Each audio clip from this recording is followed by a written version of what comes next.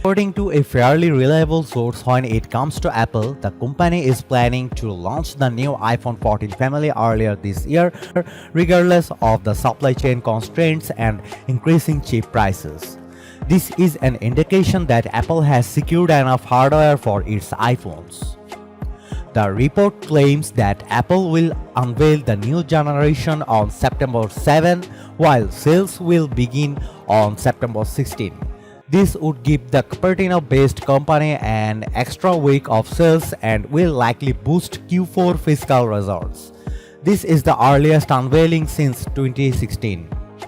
Another reason for Apple's rush is likely an October event. Several analysts believe that the firm is going to release new Macs and iPads at that one, so there should be enough time between the two events. Another interesting bit is Apple's plan to introduce ads in its app.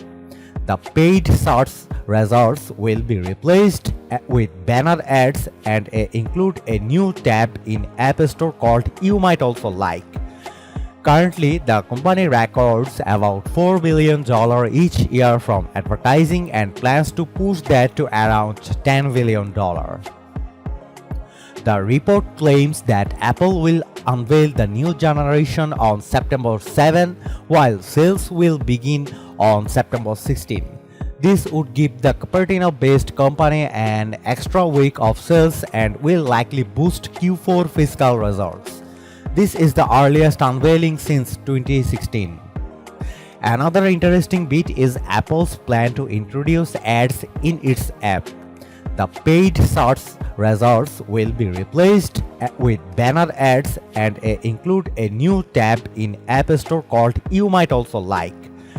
Currently, the company records about $4 billion each year from advertising and plans to push that to around $10 billion.